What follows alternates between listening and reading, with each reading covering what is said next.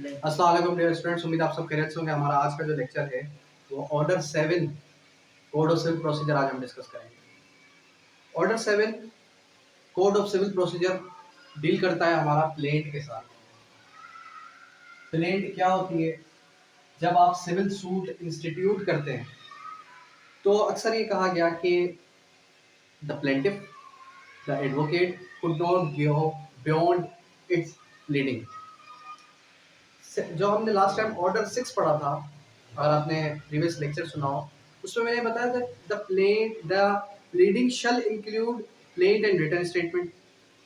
Pleading shall include plaint and written statement. लेकिन आज हम सिर्फ और सिर्फ प्लेंट को पढ़ेंगे, फिर रिटन स्टेटमेंट। अब जो हमारे पास एक प्लेंट का ऑर्डर है वो क्या कहता है? वो ये कहता है कि प्लेंट किस तरीके से आप प्लेंट को जस्टिफाई करेंगे, प्लेंट के अंदर आप क्या क्या लिखेंगे। जब आपने प्लेंट के अंदर ये लिख लिया कि आपका रिलीफ मिस्टर बी के खिलाफ 10 लाख रुपए बनता है, आप कल कल को कोर्ट के अंदर प्रेजेंट होने के बाद ये नहीं कह सकते, ये नहीं क्लेम कर सकते कि 10,15,000 है। बिल्फर्ड्स क्लरिकल मिस्टेक हो गई, अर्थमेटिकल मिस्टेक हो गई, तो आप 152 की एप्लीकेशन लगाएं, 153 की एप्लीकेशन लगाएं, जो कि क्लरिकल और अर्थमेटिकल मिस्टेक के लिए होती है। लेकिन आप प्लेंट से आउट नहीं जा सकते, रिटर्न स्टेटमेंट से आउट नहीं जा सकते। अब आप कहते हैं बिल्फर्ड्स कि इसने भी आपको पैसे, इसने भी आपके बकाया जात देने हैं, लेकिन आपने प्लेन रिटर्न स्टेटमेंट के अंदर कोई ऐसी बात नहीं लिखी। आप वर्बली कोर्ट को मिसगाइड कर रहे हैं, या चले गाइड भी कर रहे हैं, असिस्ट कर रहे हैं कोर्ट को, तो आप अपनी उस रिटर्न बात से आगे नहीं जा सकते। ये चीज़ हमेशा याद रखिएगा, ये पॉइंट आपको प्रैक्टिस में बड़ा काम है।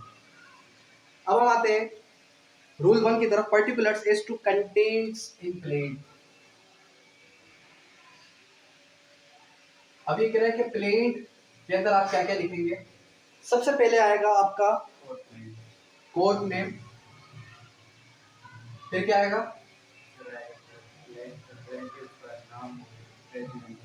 Details of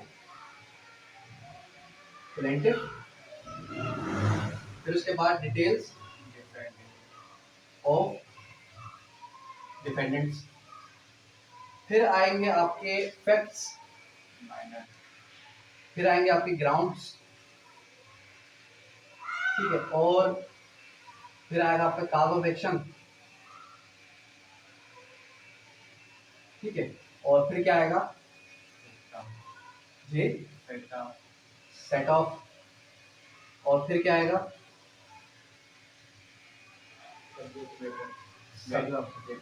value of subject matter, ठीक है। अब देखिए यहाँ पर एक चीज मैंने मिस कर दी, वो थी जुरिस्डिक्शन। क्या मिस कर दिया?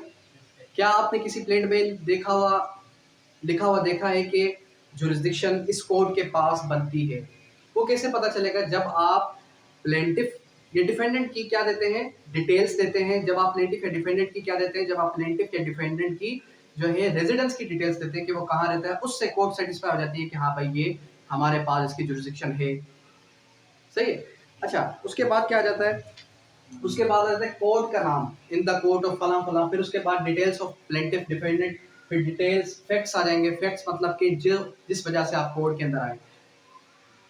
स्टार्टिंग से लेके टिल टुडे जो पूरी स्टोरी है वो सारी आपने नटशेल में फैक्ट्स की सूरत में।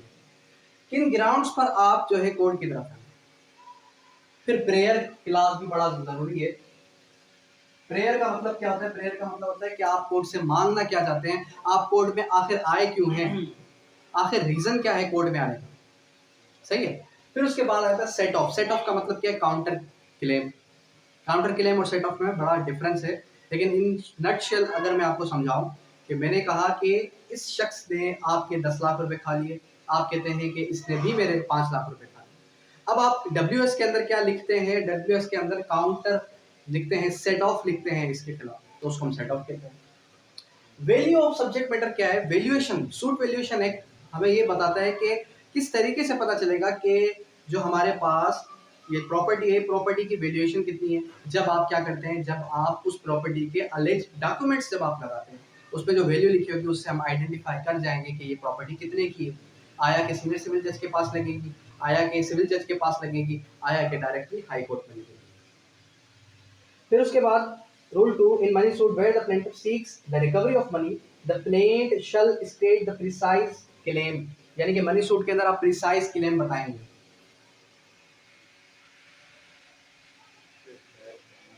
मनी सूट के अंदर आप क्या करेंगे, प्रिसाइज क्लेम बताएंगे कि आपका कितना क्लेम बनता है। उसके बाद क्या जाता है, with the subject matter of the suit is immovable property, जब इमूवेबल प्रॉपर्टी होगी तब क्या होगा, where the subject matter of the suit is immovable property the plaint shall contain a description of property. वही बात आ गई कि डिस्क्रिप्शन ऑफ प्रॉपर्टी लिखना नेसेसरी है। Description of property, description of property से आप आइडेंटिफाई कर जाएंगे कि ये प्रॉपर्टी इसके पास हम क्यों लेके आए हैं। फिर उसके बाद फोर क्या कहते हैं, when plaintiff sues as representative, representative यानी कि उसका कोई भी लीगल हेयर अगर रिप्रेजेंट कर रहा है उस सूट को, where the plaintiff sues in the representative character the plaint shall show not only that he has an actual existence interest of subject matter but to take the steps necessary enable the institution suit concerning it, मतलब कि वो बताएगा कि किस वजह से वो court के अंदर आया है, उसका क्या इंटरेस्ट है इस क्लेम के अंदर। Defendant interest and liability to be shown,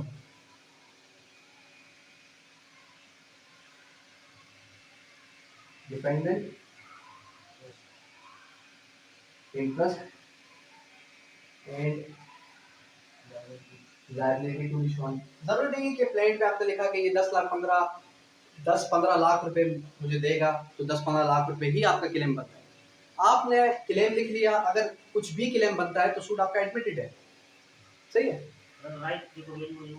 जी। उसके बाद relief to be specifically stated, जो आपका रिलीफ बनता है इससे आपने वही लिखना है, आपने फिगर के अंदर कोई भी मिस्टेक नहीं करनी, प्लीडिंग के अंदर कोई मिस्टेक नहीं करनी। अगर आप मिस्टेक कर बैठे तो फिर उसको अमेंड करवाना, अमेंडमेंट ऑफ प्लीडिंग करवाना थोड़ा मुश्किल प्रोसीजर है। आपको इंटरलोकेटरी एप्लीकेशन देनी पड़ती है कोर्ट में, वो जब आपकी अलो हो सकता है डिसमिस भी हो जाए। तो बेहतर यही है जब आप सिविल सूट फाइल कर रहे हैं, जब भी इन योर होल करियर आपने बहुत ध्यान से प्लेन ड्राफ्ट करें, किसी अच्छे एक्सपीरियंस होल्डर से ड्राफ्ट करें, या चले खुद भी करते हैं तो दोबारा उसको रीचेक करवाएं किसी अच्छे ड्राफ्ट वाले से, किसी अच्छे बड़े वकील से, ठीक है। जिस तरीके से हमारे साथ यही हुआ सूट के अंदर कि हमने क्या किया, हमने पूरी प्लेड अच्छे बेहतरीन तरीके से लिखी, सारा कुछ किया, लेकिन पोजीशन हमने उस पर प्रेयर क्लास के अंदर मिस कर दी। जब पोजीशन हमने प्रेयर क्लास के अंदर मिस कर दी, लेकिन हम सूट के अंदर तो हम लिख रहे हैं कि पोजीशन एडवर्स पार्टी के पास है और हमें इससे पोजीशन चाहिए, हमें इससे क्या चाहिए, हमें इससे पोजीशन चाहिए। अब यहाँ पर क्या होगा, यहाँ पर जाहिर सी बात है हमने दी 617 की एप्लीकेशन, ऑर्डर 6 रूल 17 की अमेंडमेंट ऑफ प्लीडिंग की, जो इंशाल्लाह नेक्स्ट हेयरिंग पे अलो हो जाएगी। लेकिन कितना टाइम कंज्यूम हुआ, 3 से 4 हेयरिंग्स इस पर जो है प्रोसीड नहीं हो पाई, वरना हो सकता है इश्यूज भी फ्रेम हो जाते हैं। वेस्टेज ऑफ टाइम, टाइम को बचाएं, क्लाइंट को रिलीफ दिलवाएं, डिले टैक्टिक्स ना खेलें एग्जर्मेंट दे देकर। उसके बाद relief founded on specific ground, separate ground, where the plaintiff seeks relief in respect of several distinct claims, cause of action founded upon the separate or distinct ground, they shall be stated and may be separate or distinctly। यानी कि आप separately भी relief claim कर सकते हैं, आपको jointly भी relief claim कर सकते हैं। आपके 10 लाख बनते हैं, आपकी प्रॉपर्टी पे इसने कब्जा किया हुआ है, यानी कि आप ऐसा भी सूट कर सकते हैं, सूट फॉर डिक्लेरेशन पोजेशन और रिकवरी ऑफ मनी, या फिर हो सकता है आप इस तरीके से भी कर दें कि suit for recovery of amount of money वो आप सेपरेट कर दें, और suit for declaration possession means profit आप इसके खिलाफ अलग कर दें, सही है।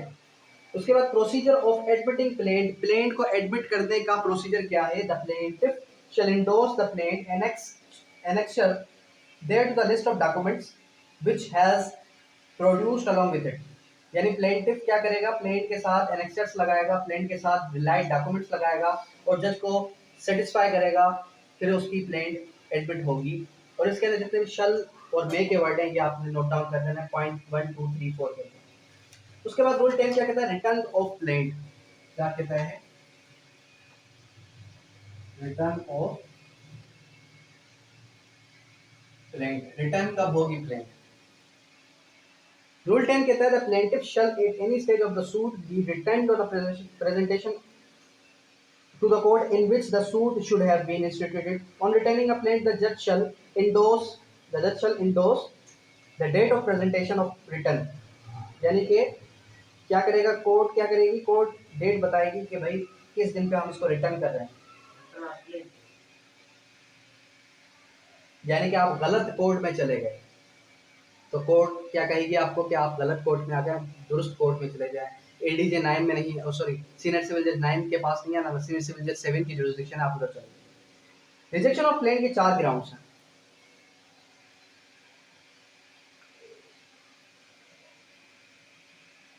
रिजेक्शन ऑफ प्लेन, याद रखें रिजेक्शन ऑफ प्लेन किन किन सूरतों में प्लेन को रिजेक्ट किया जा सकता है। 7-11 पर आर्गुमेंट्स भी होते हैं। 7-11 अक्सर डिफेंडेंट लगाता है, फिर प्लेंटिफ उसका रिप्लाई देता है और फिर उस पर बहस होती है, आर्गुमेंट्स होते हैं।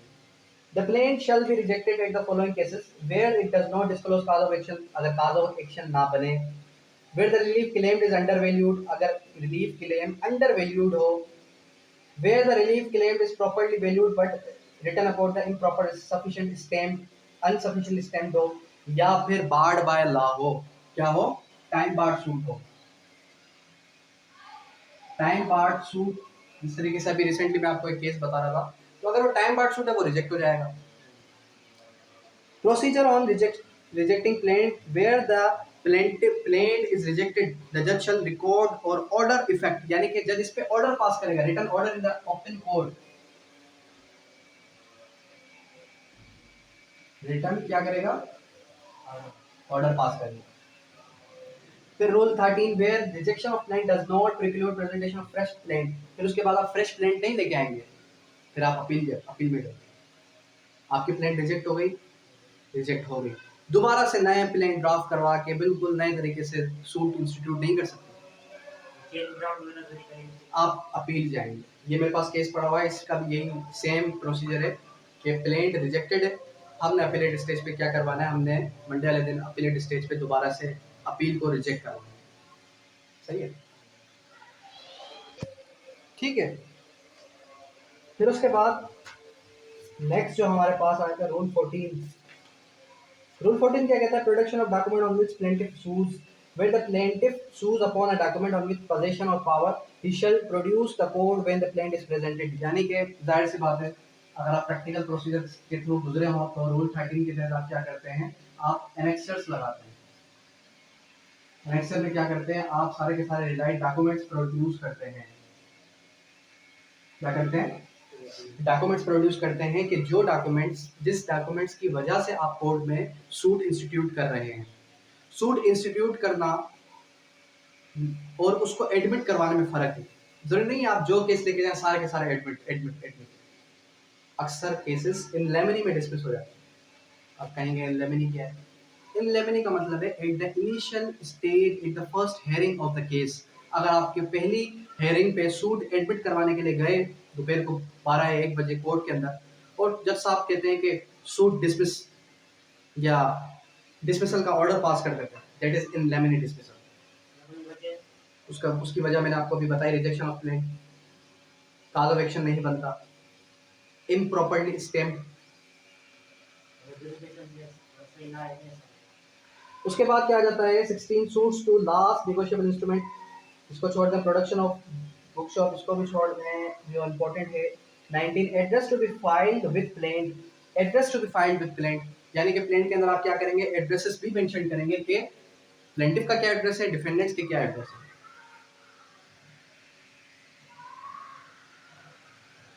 एड्रेसेस, ठीक है। उसके बाद रूल 20 क्या कहता है? Nature of address to be filed, in address service filed upon presenting rule shall be within the local limits of the district code, यानी कि डिस्ट्रिक्ट कोड की जुरिसडिक्शन में हो। क्या हो? डिस्ट्रिक्ट कोड की जुरिसडिक्शन में हो। उसके बाद क्या आ जाता है? Service on pleader, where the party engages a pleader, notice summons service to him shall be served, यानी कि आप जाहिर सी बात है अपोजिट पार्टी को क्या करवाते हैं, सर्विसेज सर्व करवाते हैं। फौरन जैसे सूट एडमिट हो गया, जज साहब कहेंगे अदर पार्टी के नोटिस कर, अदर पार्टीज को नोटिस कर, दैट मींस आपका सूट एडमिट हो गया। अब अपोजिट पार्टी क्या करेगी, रिटर्न स्टेटमेंट की तैयारी करेगी, नहीं कर पाएगी विद इन 90 डेज तो टाइम बार्ड हो जाएगा, सॉरी वो डिबार हो जाएगी रिटर्न स्टेटमेंट से। चेंज ऑफ एड्रेस, एड्रेस को चेंज भी करवाया जा सकता है एप्लीकेशन देकर।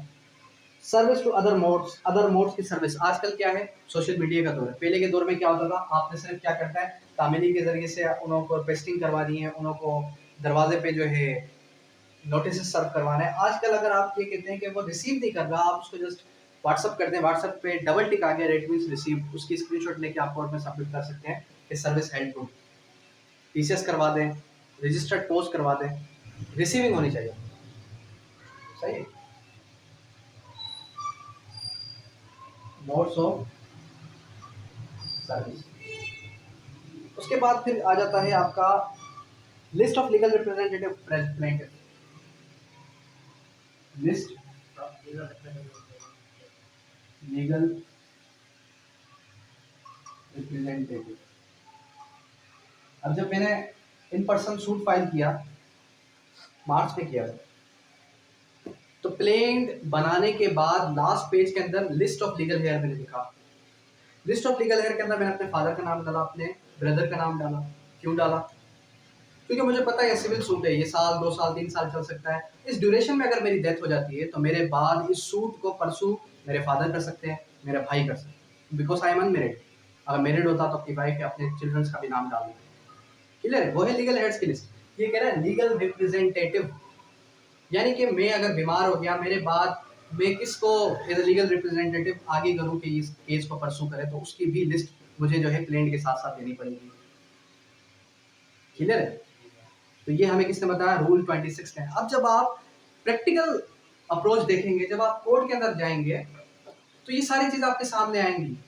लेकिन अगर आपने सीपीसी को अच्छे से पढ़ा होगा, अगर आपने दूसरे लॉज को अच्छे से पढ़ा होगा, तो आपको फौरन से सेक्शंस क्लिक होंगे, फौरन से रूल क्लिक होंगे कि ये उस रूल के तहत हम एप्लीकेशन फाइल कर रहे हैं। उस रूल का कॉन्सेप्ट क्या है वो अगर आपको क्लियर होगा तो आप अच्छे तरीके से उसको परसू कर सकेंगे।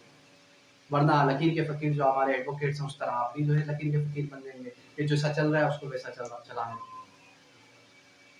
ड्यूटी ऑफ एन एडवोकेट क्या है? To assist the court. लेकिन मिसगाइड कर रहे हैं एडवोकेट्स।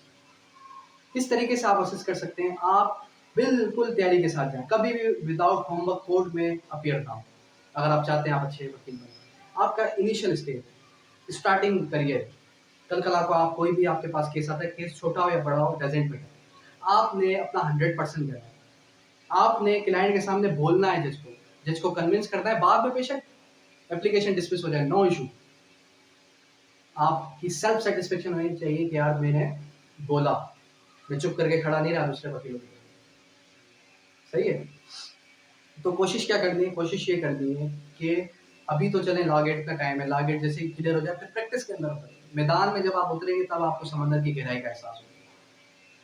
सही है? और जब आप क्या करेंगे, जब आप कोर्ट के अंदर जाएंगे, लॉ की इन्फोर्समेंट देखेंगे कि किस तरीके से लॉ इन्फोर्स किया जाता है, तब आपको बहुत ही अच्छे तरीके से लॉ पढ़ने में भी मज़ा आएगा, उसको प्रैक्टिकल उसकी अप्रोच देखने में भी मज़ा आएगा। सही है? तो आज हमने ऑर्डर 7 पढ़ा, कल हम इंशाल्लाह ऑर्डर 8 और ऑर्डर 9 कवर करेंगे, फिर उसके बाद हम आ जाएंगे ऑर्डर 39 की तरफ। और इंशाल्लाह कल क्या है? सैटरडे, तो इंशाल्लाह मंडे ट्यूसडे वेडनेसडे यानी कि विद इन 3 डेज हम इंशाल्लाह सीपीसी को कवर कर जाएंगे। फिर नेक्स्ट सब्जेक्ट हम लीगल एथिक्स स्टार्ट करेंगे।